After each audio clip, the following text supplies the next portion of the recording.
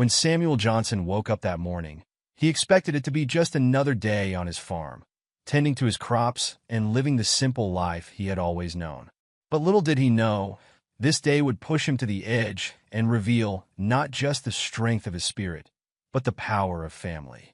As Samuel went about his day, he noticed something unsettling.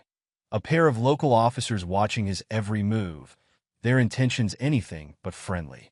What started as routine harassment quickly escalated into something far more sinister, as they preyed on him because of the color of his skin. But what those officers didn't realize was that Samuel wasn't just a humble farmer. And as the truth about his family and their influence came to light, it wasn't just the officers who were left in shock. It set off a ripple effect that would change their town forever. Before we get into this gripping story, let us know in the comments where you're watching from today. And if you're ready to be moved by Samuel's journey, don't forget to hit that subscribe button. The morning sun cast long shadows across Samuel Johnson's farm as he worked methodically through his daily routine. At 78 years old, his movements were slower than they used to be, but his hands remained steady and strong from decades of working the land. The dawn light caught the silvery strands in his close-cropped hair as he bent to inspect a row of young corn shoots, his weathered fingers gently touching the tender leaves. Looking good this year, he murmured to himself, satisfaction evident in his deep voice. The 20 acres he tended weren't vast by modern farming standards, but every inch was meticulously maintained. The neat rows of vegetables, the well-maintained fencing, and the freshly painted barn stood as testament to Samuel's lifelong dedication. Rising carefully, he stretched his back and surveyed his property. The modest white farmhouse where he'd raised his family sat at the end of a dirt driveway. Its wraparound porch swept clean despite the constant battle with Georgia red clay dust. This land had been in his family for 3 generations, purchased by his grandfather in the years following emancipation. Samuel felt that history in every step he took across the fields. As the morning progressed, Samuel climbed into his old pickup truck, heading into town for supplies. The vehicle, like everything else he owned, was well-maintained despite its age. He pulled into Parker's General Store, the bell above the door announcing his arrival, with a cheerful jingle. "Morning, Mr. Johnson," Tommy Parker called out from behind the counter. The young shopkeeper's face lit up with genuine warmth. "How are those tomatoes coming along?" "Morning, Tommy," Samuel replied, his usually serious expression softening. "They're coming along just fine. Should have the first batch ready for your mama's famous chow chow in about 2 weeks. She'll be mighty pleased to hear that. Nobody's tomatoes compare to yours, Mr. Johnson. It's like you've got magic in those hands." As Samuel gathered his supplies, other customers filtered in and out of the store. Some, like Mrs. Harrison, the retired schoolteacher, offered polite but distant nods. Others, like Bill Whitaker and his teenage son, deliberately avoided eye contact, shifting away when Samuel walked down the same aisle. The subtle dance of small-town racial dynamics played out in silent gestures and averted gazes. "Don't mind them none, Mr. Johnson," Tommy said quietly as he rang up Samuel's purchases. "Some folks just can't seem to move with the times." Samuel's smile was gentle but tired. "Been that way all my life, son. Some things change slower than others." He counted out exact change from his worn leather wallet, the movement practiced and precise. Driving back home, Samuel's eyes briefly caught the photograph tucked into his dashboard. It showed a younger version of himself standing proudly next to his son Derek at his FBI Academy graduation. Now a high-ranking official in the bureau, Derek had come a long way from the curious boy who used to follow Samuel around the farm, asking endless questions about everything from soil pH to weather patterns. Samuel's chest swelled with pride at the thought of his son's achievements, though he rarely spoke of them to others. That wasn't his way. Besides, in his experience, drawing attention to success, especially as a black man in a small southern town, often invited trouble. As if summoned by that very thought, red and blue lights suddenly flashed in his rearview mirror. Samuel's hands tightened on the steering wheel as he carefully pulled over to the side of the empty country road. He'd been driving exactly the speed limit, as he always did, and his truck's registration and insurance were current. 2 officers approached, one on each side of the vehicle. Their nameplates read Miller and Tucker. Officer Miller, a stocky man with close-cropped blonde hair, tapped on the driver's window with his flashlight despite the bright morning sun. Samuel lowered the window, keeping his hands visible on the steering wheel. "Good morning, officers. Is there a problem?" "License and registration," Miller demanded without preamble, his tone carrying an edge of contempt. As Samuel carefully reached for his documents, Officer Tucker spoke from the passenger side. "Your taillight's out, old-timer." "With all due respect, officer, I checked all my lights just yesterday." "They were working fine," Samuel replied calmly, though his heart was beginning to race. "You calling my partner a liar?" Miller's voice turned dangerous. "No, sir. Just stating a fact." "Step out of the vehicle," Miller ordered. Samuel complied slowly, his joints protesting this sudden movement. The officers made him stand by the roadside while they performed an unnecessarily thorough inspection of his truck. Other vehicles passed by, slowing to stare at the scene, an elderly man being questioned by two officers. Samuel kept his face neutral, though shame burned in his chest. "Well, would you look at that?" Tucker announced after their inspection. "Tail light's working now. Must have been a loose connection."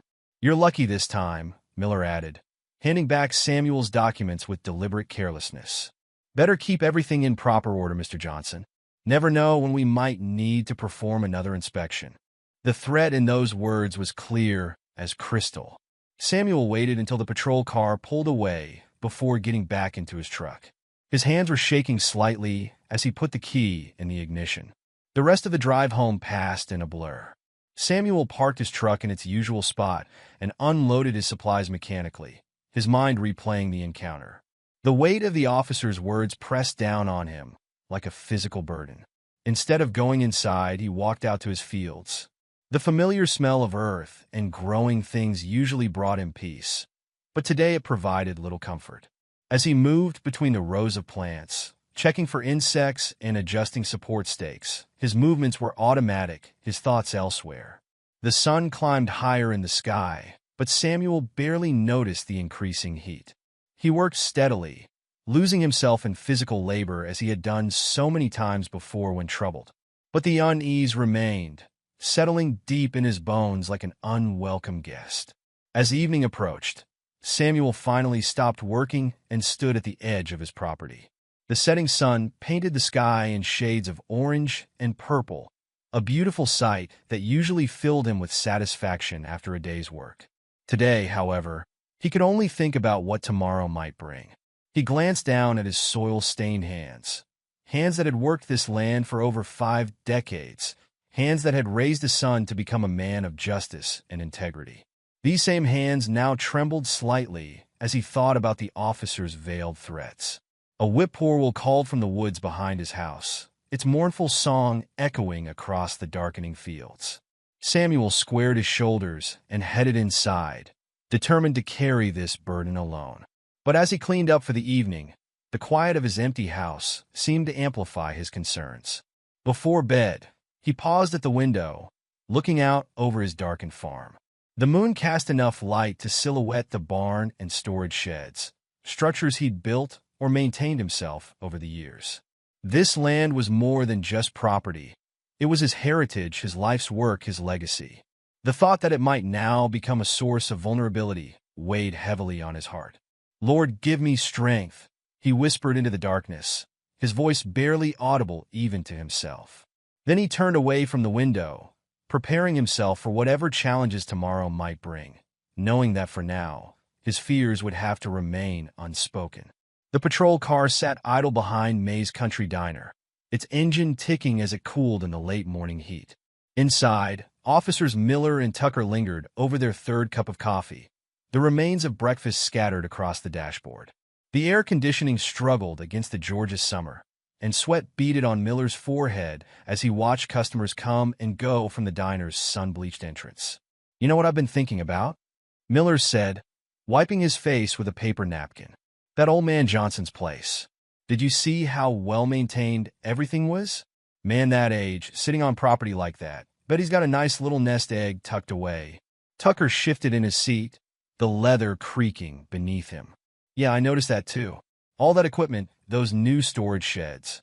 Even got one of them fancy irrigation systems in his south field. He took a long sip of his coffee, grimacing at the bitter dregs. People like him, they always keep cash around. Don't trust Banks much. Can't blame him, Miller chuckled darkly. Banks weren't too friendly to their kind back in the day. But he's got money stashed all over that farm. The morning sun glinted off the diner's windows, casting sharp reflections across their faces. Tucker crumpled his empty cup and tossed it into the back seat, where it joined a small collection of fast food wrappers and empty energy drink cans. "Remember that Vietnamese couple with the convenience store over in Bedford County?" he asked, a slow smile spreading across his face. "What was it we found wrong with their place? Health code violations?" "Fire code," Miller corrected, grinning. "Amazing how many violations you can find when you know where to look. They paid up nice and quiet, didn't they? $5,000 to make it all go away. Then another 3 the next month," Tucker added, "until they finally sold the place and moved away. Shame about that." Both officers laughed, the sound echoing in the confined space of their patrol car. Miller's fingers drummed against the steering wheel, his wedding ring catching the sunlight. "Johnson's going to be even easier," he said confidently. "Man's all alone out there. No wife, she passed years ago. Son moved away to the big city. Nobody to make a fuss. Plus, who's he going to complain to?" Tucker snorted. "Sheriff Davis? Man spends more time on the golf course than in his office. Deputy Phillips? That boy's so green he probably still sleeps with his teddy bear." "Perfect setup," Miller agreed. "And it's about time we did another property inspection, don't you think? Make sure everything's up to code." The patrol car's engine roared to life, and they pulled out onto the main road. The town's modest buildings gave way to rolling farmland, the morning sun painting everything in deceptively peaceful shades of gold and green. Samuel was on his knees in the vegetable garden when he heard the crunch of tires on gravel. He'd been carefully tending to his tomato plants, adjusting their supports and checking for signs of blight. The sound made him freeze, his hands buried in the warm earth. He knew, even before he looked up, who it would be. The patrol car's door creaked open, and Miller stepped out, adjusting his gun belt with practiced authority. Tucker followed, already pulling out a clipboard and pen. Samuel slowly stood, his knees protesting the movement. Soil fell from his calloused hands as he wiped them against his worn work pants. "Good morning, officers," he said carefully, trying to keep his voice steady. "What brings you out here today?" Miller approached with the confident stride of a man used to intimidating others. "Routine property inspection, Mr. Johnson. We've had some complaints about local farms not meeting safety and zoning requirements." The word complaints hung in the air like summer humidity. Samuel felt sweat trickle down his back, and not just from the heat. "Complaints?" He frowned, glancing between the two officers. "I've been farming this land for over 50 years. Never had any complaints before." Tucker was already walking toward the barn, his boots leaving deep impressions in the soft soil of Samuel's carefully maintained paths. "Well, times change, don't they? New regulations, new standards. Gotta keep up with progress." For the next hour, Samuel followed the officers around his property, watching helplessly as they invented violations out of thin air. Miller paused by the fertilizer storage shed, clicking his tongue disapprovingly. "These chemical storage protocols are completely outdated," he declared, making notes on his clipboard. "But I don't use chemicals," Samuel protested. "Everything here is organic. Has been for 20 years now." Miller looked up, his eyes cold. "That what you're going to tell the EPA when they come out here? Argue with them like you're arguing with us?" Samuel fell silent, his hands clenching and unclenching at his sides. They moved on to the barn, where Tucker ran his hand along the ancient but sturdy wooden beams. "Fire suppression systems inadequate," he announced. "And these setbacks from the property line? Not up to code. Not even close. Those property lines were established in 1920, Samuel said quietly. "They've never been an issue before." "Before being the operative word, Mr. Johnson," Miller said, his voice dripping with false concern. "Times change. Standards change. People need to change with them, don't they?" The morning had grown hot and sticky, but Samuel felt a deep chill in his bones. He watched as the officers continued their charade of inspection, knowing what was coming but powerless to stop it. Finally, Miller turned to face him, holding up his clipboard like a shield. "This is quite a list of violations, Mr. Johnson. Could mean serious trouble. Health department might have to get involved. Maybe even shut you down temporarily while you get up to code." The words hit Samuel like physical blows. "Shut down? But I'm in the middle of growing season. My crops." "Course, there might be a way to handle this unofficially," Tucker interrupted, sharing a look with his partner. "Save everyone a lot of paperwork and trouble. $2,000 should cover the first round of improvements." The amount hung in the air between them. Samuel's mouth went dry as cotton. $2,000? That's cheaper than losing your farm, isn't it? Miller's voice had an edge sharp enough to cut. "We'd hate to see that happen, Mr. Johnson. Place like this, been in your family a long time, hasn't it?" Samuel looked around at his land. The neat rows of vegetables, the well-maintained buildings, the fields his father had worked before him. Everything he'd built his life around, everything he'd hoped to pass on to Derek someday. The weight of generations seemed to press down on his shoulders. I'll need to go to the house to get it," he said finally, his voice barely above a whisper. Inside his kitchen, Samuel's hands trembled as he reached for the old coffee can hidden behind the flour containers in his pantry. The metal was cool against his fingers as he removed the lid. Inside lay the money he'd been saving for new irrigation equipment that would have helped him expand his organic operation next season. As he counted out the bills, memories flooded his mind. His father teaching him to count change in this very kitchen. His late wife, Grace, keeping their modest books at the same table. Young Derek doing his homework there, while Samuel calculated crop yields. Now here he was, counting out protection money like something from an old gangster movie. When he handed over the money, Miller didn't even bother to count it. He just folded the bills and stuffed them in his shirt pocket, a smile playing at the corners of his mouth. "Smart choice," he said, patting his pocket. "We'll be back to check on those improvements. Keep up the good work, Mr. Johnson." The patrol car's engine roared to life, and Samuel watched them drive away, dust billowing in their wake. He stood in his driveway until the dust settled, then walked slowly back into his house. The kitchen felt different now, tainted somehow by what had just happened. He sank into his chair at the kitchen table, his body feeling suddenly ancient. The morning sun streamed through the window, falling across the faded tablecloth Grace had picked out years ago. The cheerful pattern seemed to mock him now. Pulling out his checkbook and savings book, Samuel began to do calculations that made his heart heavier with each number he wrote. The irrigation money was gone. His monthly Social Security check wouldn't come close to covering another inspection. The small profit he made from selling his organic vegetables at the farmer's market would barely keep the lights on. His eyes drifted to the phone on the wall. He could call Derek. His son would want to know about this, would probably insist on helping. But the thought made Samuel's stomach churn. Derek had worked so hard to build his career, to make something of himself beyond this small town. The last thing he needed was his father's troubles pulling him back. The next few days brought no relief. The officers returned twice more, each time with new violations to cite and higher demands for money. $4,000 for supposed electrical code violations in the barn. Wiring that Samuel's licensed electrician cousin had installed just last year. $3,000 for improper waste management, though his composting system was so efficient that the County Agricultural Extension Office had used it as a demonstration site. Each visit left him more drained, both financially and emotionally. His savings vanished like morning dew under a hot sun. The stress began to show in his work. He found himself making simple mistakes, forgetting to water sections of crops, missing signs of pest damage he would normally spot immediately. His beloved farm, always so meticulously maintained, began to show signs of neglect. The tomato plants he'd been so proud of developed blight because he missed the early warning signs. The corn wasn't getting proper irrigation because he couldn't focus on maintaining the schedule. Even his regular customers at the farmer's market noticed the decline in quality, though they were too polite to mention it.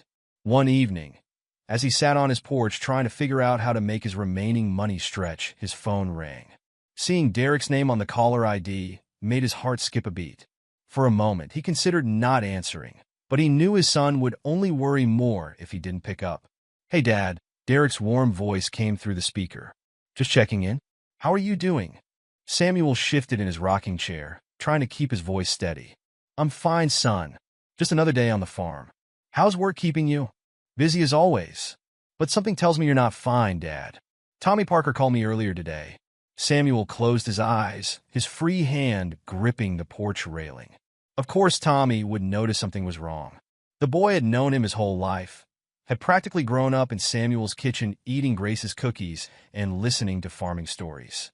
It's nothing I can't handle, Derek. Dad? Derek's voice was firm now, reminding Samuel of Grace when she wouldn't let him dodge a difficult conversation. Tommy says you look tired, worried. Says you stopped coming into town as much. And he mentioned something about police cars being out at the farm. What's going on? Samuel sat silent for a long moment, watching the sunset paint the sky in shades of orange and purple. The same colors his father had taught him to watch for, to predict the next day's weather. The weight of the past weeks pressed down on him like a physical thing. There have been some issues with the local police, he finally admitted. They've been conducting inspections, finding violations. What kind of violations? All kinds. Safety codes, zoning regulations. They say they could shut down the farm if I don't address them. And let me guess, they're offering to handle it unofficially for cash payments? Samuel's silence was answer enough. The creaking of his rocking chair filled the pause in conversation. How much have they taken, Dad? About 9,000 so far, Samuel admitted quietly, the number tasting bitter in his mouth. But Derek, don't you worry about $9,000? Derek's voice rose. Dad, that's extortion. Why didn't you tell me sooner? You've got your own life, your own responsibilities. I didn't want to burden you with this. You're not a burden, Dad. You're my father. And what they're doing is illegal. How long has this been going on? A couple of weeks now, since they pulled me over about a supposed broken tail light. There was a pause on the line, and Samuel could practically hear his son thinking. When Derek spoke again, his voice was calmer, but had a steel edge to it that Samuel recognized from Grace's dealings with people who tried to take advantage of them. Okay, Dad, I want you to promise me something. If they come back, don't give them any more money. Just stall them. Tell them you need time to get it together. Can you do that? I can try, Samuel said, watching a whippoorwill swoop across his field, catching insects in the fading light. But son, please don't do anything that might make things worse. These men, they're not afraid to throw their weight around. Trust me, Dad. I know exactly how to handle people like this. Just hold on a little longer, okay? After hanging up, Samuel remained on the porch until the fireflies began to emerge, their gentle lights blinking in the gathering dusk. The evening air was heavy with the scent of his jasmine vines, Grace's favorite. She planted them when they first married, and he'd maintained them carefully after she passed, just as he maintained everything else on the farm. Inside, he looked at the family photo on his mantle, himself, Grace, and young Derek at his high school graduation. Grace would have insisted on telling Derek from the start. She never believed in suffering in silence. Pride's all well and good, she used to say, but it won't keep you warm at night or put food on the table. Maybe you were right, old girl, he whispered to the photo, touching it gently. Maybe you were right all along. He went to bed that night with his mind still churning. But for the first time in weeks, a small spark of hope had kindled in his chest. Outside his window, the whippoorwill called again, its song carrying across the darkened fields where generations of his family had worked and dreamed and endured. Whatever came next, he wasn't alone anymore. Derek Johnson sat in his Washington, D.C. office, the glow of his computer screen illuminating his concerned face as he dug through police records. His father's phone call had set off every alarm bell in his mind, and now, 3 days later, he was piecing together a disturbing pattern. Jesus Christ, he muttered, scrolling through complaint after complaint against officers Miller and Tucker. Most had been dismissed or buried, but the pattern was clear. Traffic stops targeting minority business owners, suspicious property inspections, complaints that mysteriously disappeared after cash changed hands. His office phone rang, interrupting his thoughts. Johnson speaking. Sir, I've got those financial records you requested on the Spencer County Police Department, his assistant said. Sending them to your secure email now. Thanks, Sarah. And the surveillance photos? Coming through as well. Our field office in Atlanta was very cooperative. Derek opened the files, his jaw tightening as he studied the images. They showed Miller and Tucker making repeated visits to various minority-owned businesses in the county. The financial records told an even more damning story. Both officers had made suspicious cash deposits far exceeding their salaries. His cell phone buzzed. Tommy Parker calling again. "Tommy, what's happening?" "Mr. Derek, they're back at your daddy's farm right now. And something feels different this time. They've got mean looks about them." Derek's heart raced. "I'm on my way. Keep an eye on things, but don't intervene." He was already moving, grabbing his jacket and badge. "Sarah, initiate operation cleanup. Alert the Atlanta field office. We're moving now." Meanwhile, at the farm, Samuel stood in his driveway, facing Miller and Tucker. The morning sun cast harsh shadows across their faces as they approached, their stance more aggressive than ever. $20,000, Miller demanded, stepping into Samuel's personal space. "That's what it'll take to keep your farm operational this month." Samuel's hands trembled, but his voice remained steady. "I don't have that kind of money. And even if I did, I wouldn't give it to you." Tucker's face darkened. "Wrong answer, old man. You've been cooperative up till now. Don't ruin a good thing." "Good thing?" Samuel's voice rose slightly. "You've taken almost everything I have. My savings, my equipment, money. No more." Miller's hand moved to his belt. "Maybe we need to show you what happens when people don't cooperate." He walked over to Samuel's tractor, pulling out his baton. "Shame about this equipment. Accidents happen all the time on farms." The baton crashed through the tractor's gauge cluster, sending glass flying. Samuel moved forward instinctively, but Tucker blocked his path. "That tractor belonged to my father," Samuel said, his voice shaking with anger now. "I won't let you destroy what generations of my family have built." "You won't let us?" Miller laughed, smashing another piece of equipment. "What are you going to do about it, old man? Call the police?" Tucker joined in, kicking over carefully organized tool racks. "Maybe we should check that barn of yours. Probably full of safety violations. Might need to burn it down, start fresh. Touch that barn, and it'll be the last thing you do." The new voice cut through the chaos like a knife. Everyone turned to see Derek Johnson standing there, his FBI badge gleaming in the morning sun. He looked every inch the federal agent in his dark suit, his stance radiating authority. "Who the hell are you?" Miller demanded, though his voice had lost some of its edge. "FBI Assistant Director Derek Johnson." He moved to stand beside his father. "And you're both under arrest." Tucker forced a laugh. "For what?" "We're conducting a routine property inspection." "Right, Mr. Johnson?" He looked at Samuel with threatening eyes. "The only routine thing here is your pattern of extortion," Derek replied calmly. "We've been building a case against you for weeks. Every complaint, every suspicious deposit, every inspection. It's all documented." Miller's face had gone pale, but he tried to maintain control. "You can't prove anything. It's our word against his." "Actually," Derek smiled coldly, "it's your word against about 20 victims we've interviewed. Plus surveillance photos, financial records, and..." He paused as vehicles began pulling up to the farm. Federal agents who've been watching this whole encounter. FBI agents emerged from the vehicles, weapons drawn. "Hands where we can see them," one shouted. Miller and Tucker froze, their faces showing real fear for the first time. As agents moved in to handcuff them, neighbors began gathering at the edge of the property, drawn by the commotion. "You have the right to remain silent," Derek began, taking personal pleasure in reading them their rights. "Although I doubt that'll help you much. We've got enough evidence to put you away for a very long time." As the officers were led away, Samuel stood quietly watching, his expression unreadable. Derek turned to his father, concern etched on his face. "Dad, you okay?" Samuel didn't answer immediately. Instead, he walked over to his damaged tractor, running his hand along its scarred surface. "Your mother always said I was too proud for my own good." He finally spoke, his voice thick with emotion. "Said someday it would cost me. Dad, this wasn't about pride. You were trying to protect me, keep me from worrying, and look what it almost cost us." Samuel gestured to his vandalized equipment. "Everything we've built, everything we've worked for." "But they didn't win," Derek insisted, placing a hand on his father's shoulder.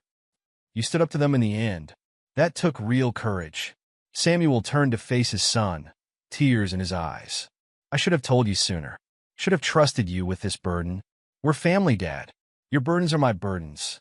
Just like you carried mine all those years when I was growing up. Derek smiled softly. Remember when I wanted to quit college my freshman year? You told me Johnson men don't quit. They ask for help when they need it. You remember that? Samuel asked, surprised. I remember everything you taught me, Dad, including the most important lesson. That true strength isn't about facing everything alone. It's about knowing when to stand together. They stood in silence for a moment, watching as FBI agents documented the damage and took statements from gathering neighbors. Tommy Parker had arrived and was talking animatedly with one of the agents, gesturing toward the farm. Your mother would be proud of you, Samuel said finally. The man you've become, the way you protect others.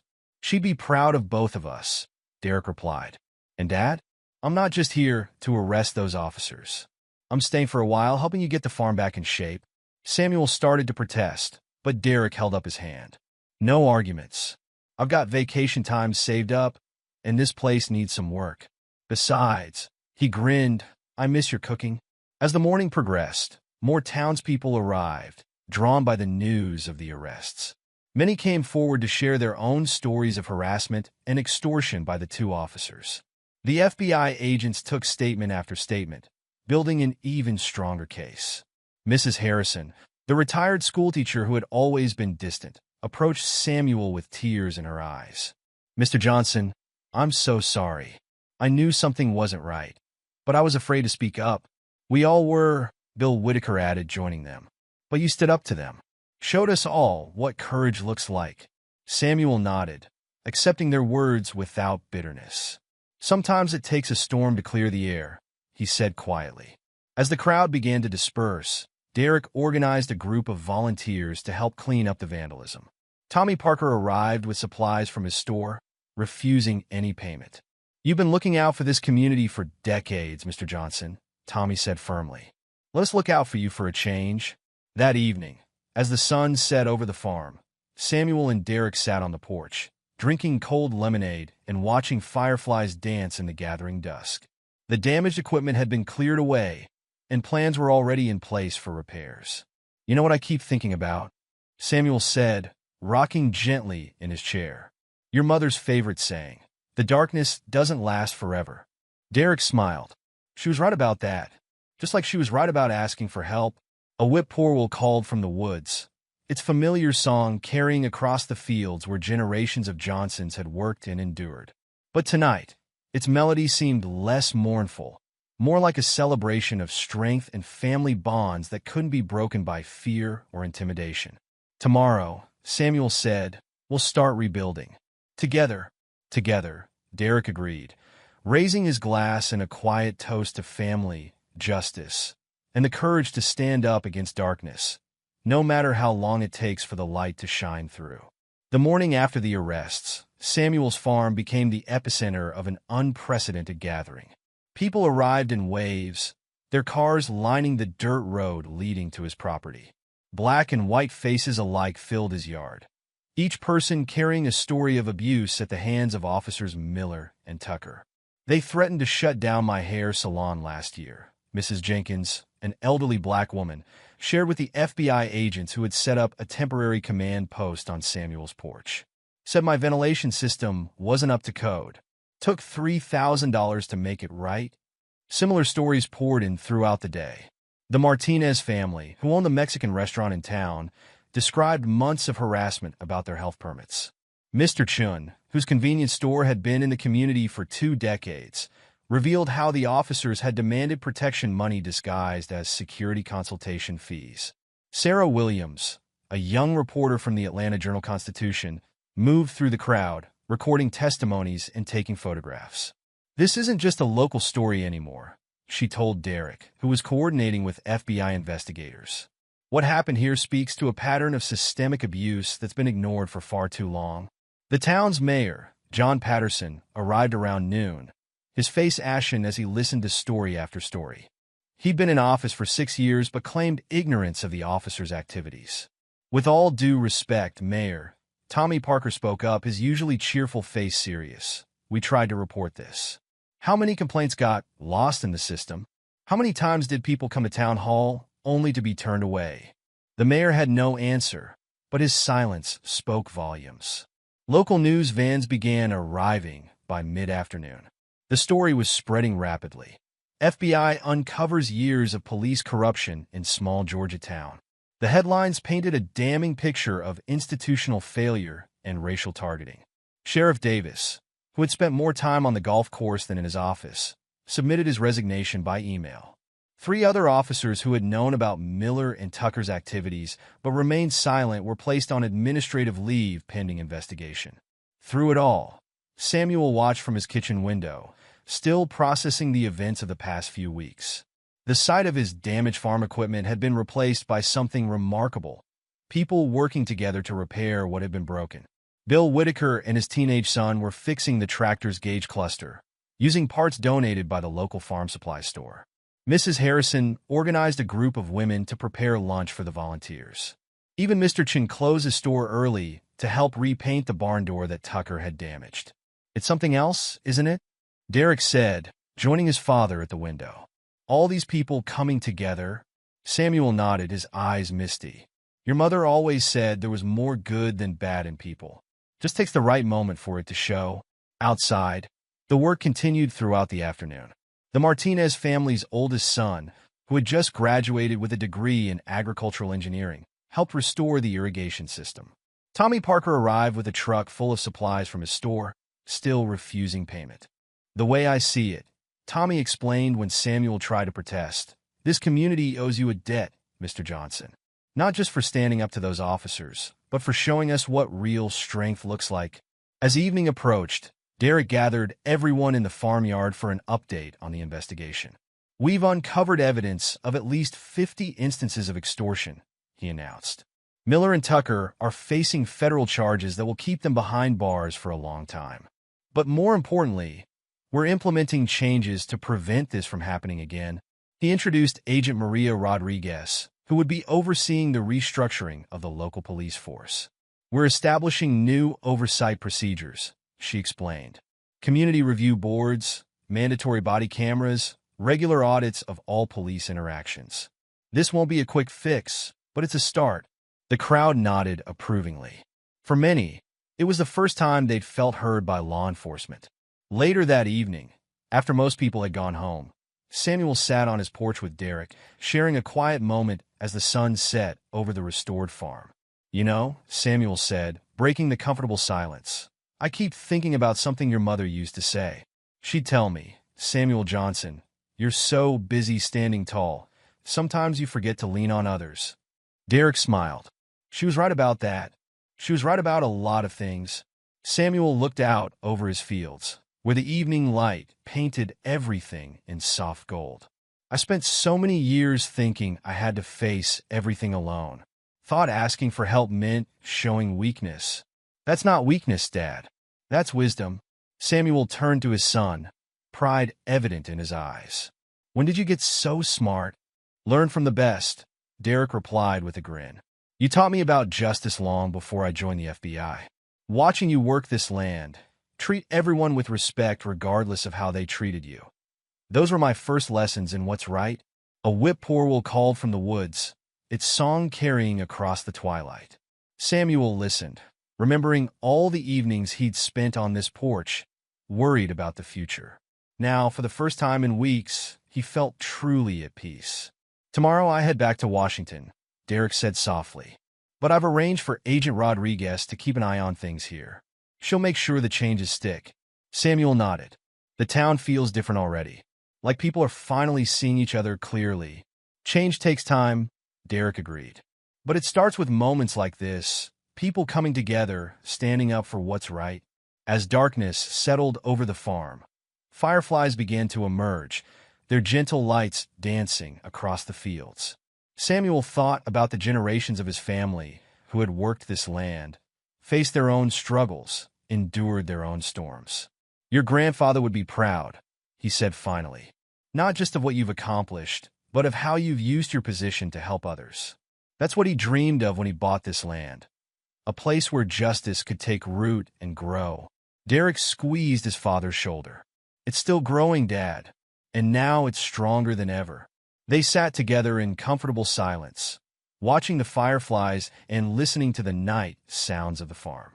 The air was thick with the scent of jasmine from Grace's vines, and for a moment, Samuel could almost feel her presence, approving of all that had transpired. The next morning, as Derek prepared to leave, the farm was already bustling with activity.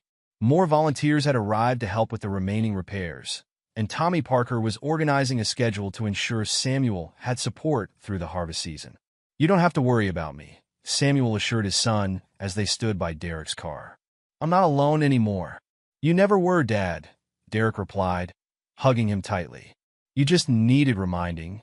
As Samuel watched his son's car disappear down the dirt road, he felt a profound sense of peace settle over him. The morning sun cast long shadows across his fields, just as it had done every morning for decades. But now those shadows seemed less threatening, more like old friends marking the passage of time. He walked to his vegetable garden, kneeling to check the tomato plants that had suffered during his weeks of distraction. New growth was already visible, green shoots reaching toward the sun with renewed vigor. Like his farm, like his community, they were resilient, ready to flourish again after the storm. The sound of laughter drifted across the yard as more neighbors arrived to help. Samuel stood, brushing dirt from his knees, and smiled. His mother's old saying came back to him: "Justice is like a seed. It needs good soil, careful tending, and patience to grow." Looking around at his restored farm, at the people working together in the morning light, Samuel knew that seed had finally taken root. And this time, it would grow strong and tall, nurtured by a community that had learned the true meaning of standing together. Together, they would ensure that the darkness that had haunted their town would never return. And if it did, they would face it as one, just as they had done here on his farm, where generations of hope and determination had finally blossomed into something beautiful and lasting. True justice, growing strong under the Georgia sun. 3 months after the arrests of officers Miller and Tucker, Samuel Johnson's farm had transformed into something more than just a place where vegetables grew. It had become a symbol of hope and resilience for the entire community. The autumn air was crisp as Samuel stood in his fields, surveying the abundant harvest before him. The damaged equipment had been replaced, the barn restored, and his crops were flourishing under the careful attention of not just himself, but the many hands that now regularly helped tend the land. "Mr. Johnson," called Tommy Parker, walking up with a clipboard. "The Farmers Market Committee wanted me to remind you about speaking at next week's Harvest Festival." Samuel chuckled, wiping his hands on his work pants. "Still not sure why they want to hear from an old farmer like me." "Are you kidding?" Tommy's eyes widened. "You're the reason this town's finally starting to feel like a real community again. People look up to you." It was true, though Samuel still found it strange. Since the incident, he'd been asked to speak at various community events, sharing his story of standing up to corruption.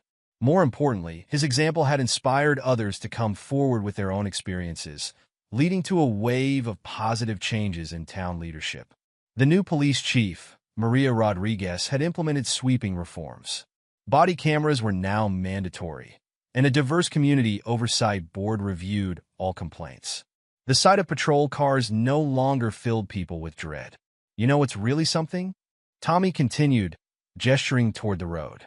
"Look at who's working together now." Samuel turned to see Bill Whitaker's pickup truck pulling in, followed by Mr. Chen's van. The unlikely pair had become regular volunteers at the farm, setting aside years of prejudice to work side by side. Today, they were helping with the sweet potato harvest. "Morning, Mr. Johnson," Bill called out, waving as he parked. His teenage son jumped out of the truck bed, already heading for the tool shed. "Brought those new irrigation parts you needed." Mr. Chen emerged from his van carrying a large thermos. "Hot tea for everyone," he announced with a smile. "My wife's special blend. Good for strength." Samuel watched as they organized themselves, their easy camaraderie a stark contrast to the tension that had once defined their interactions. The farm had become neutral ground, a place where old barriers began to crumble. Later that afternoon, while taking a break on his porch, Samuel received an unexpected call from Derek. "Dad, you'll never believe what happened." His son's excited voice came through the speaker. "Miller and Tucker just took a plea deal. They're going away for a long time, and they're giving up everyone else involved in their scheme." Samuel sat back in his rocking chair, letting the news sink in. "How long?" 15 years minimum. Plus, they have to pay restitution to all their victims. Derek paused. "Dad, I'm coming home next week. There are some things we need to discuss." The following week, as autumn colors painted the countryside in brilliant hues, Derek arrived at the farm. Father and son walked the property together, taking in the changes that had occurred since the summer's events. "The place looks better than ever," Derek observed, pausing by the newly restored barn. "But that's not why I'm here, Dad. I've been thinking about the future." Samuel raised an eyebrow. "Oh, I'm taking a position at the Atlanta field office," Derek announced. "Close enough to visit regularly, far enough to let you keep your independence." Samuel felt his heart swell with emotion. "Son, you don't have to dash." "I want to," Derek interrupted gently. "What happened here? It showed me the importance of staying connected to your roots. Besides," he grinned, "someone needs to keep an eye on you and make sure you're not working too hard." That evening, after Derek had gone to bed, Samuel sat at his kitchen table with a pen and paper. He'd been meaning to write this letter for months. "Dear Grace," he began, his weathered hand steady as he wrote. "You always said I was too proud for my own good, and you were right. But our boy helped me learn the lesson you tried to teach me all those years. That true strength comes from standing together. You should see the farm now, sweetheart. Those jasmine vines you planted are still blooming, and they've spread all along the porch. But more importantly, you should see how the town has changed. People who never spoke to each other are working side by side in our fields. Children play together regardless of their color. It's becoming the kind of place we always dreamed it could be. Derek makes us proud every day. He's not just enforcing the law. He's making sure justice serves everyone equally. Remember how you used to say, 'He had my stubbornness, but your heart?' You were right about that too. I miss you every day, but I feel your presence in every positive change that's happening here.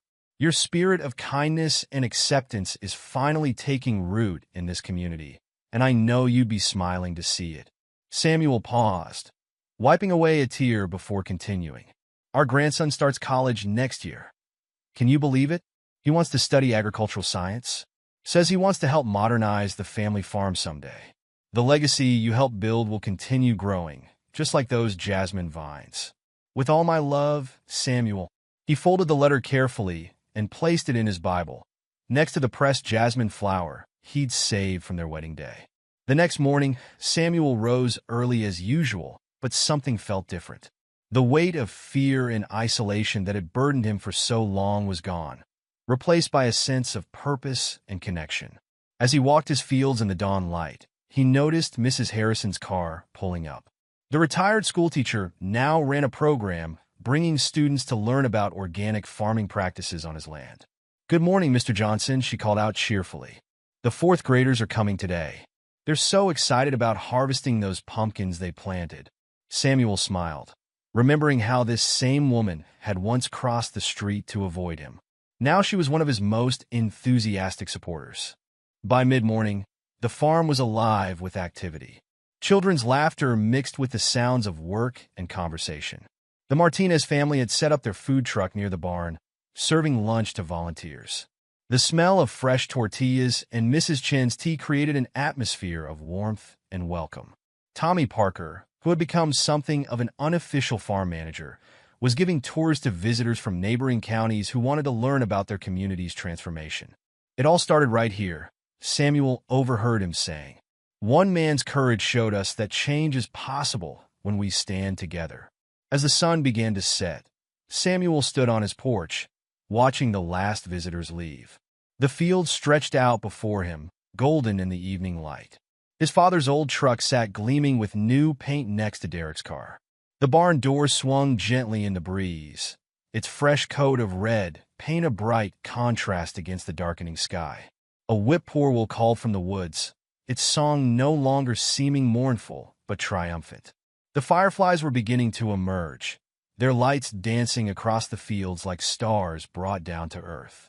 Samuel thought about the letter in his Bible, about Grace's jasmine vines still blooming, about Derek moving closer to home, and about all the changes that had transformed his community. He thought about how fear and isolation had been replaced by strength and unity. "You were right, old girl," he whispered to the evening air, knowing somehow that Grace could hear him. The darkness doesn't last forever. Sometimes it just takes a little courage to let the light in, and as night settled over the farm, Samuel Johnson stood tall, no longer alone, but surrounded by the invisible threads of community, family, and hope that had finally woven themselves into something stronger than fear, more lasting than hatred, and more powerful than any darkness that might try to return. The farm would continue to grow, not just vegetables and fruits, but something far more precious, a legacy of justice, unity, and the courage to stand together against the shadows that threatened to divide them. And in that growth, Samuel had found not just peace, but a new purpose, one that would continue to bear fruit for generations to come. Samuel's and Derek's story is a powerful reminder that real strength isn't just about standing tall when everyone is watching, but how you handle yourself when you're underestimated and alone. What would you have done in Samuel's shoes, facing such injustice? Have you ever been scammed by someone unjustly? Let us know in the comments below. And if this story moved you, don't forget to hit that subscribe button so you never miss more inspiring and heartwarming stories like this one.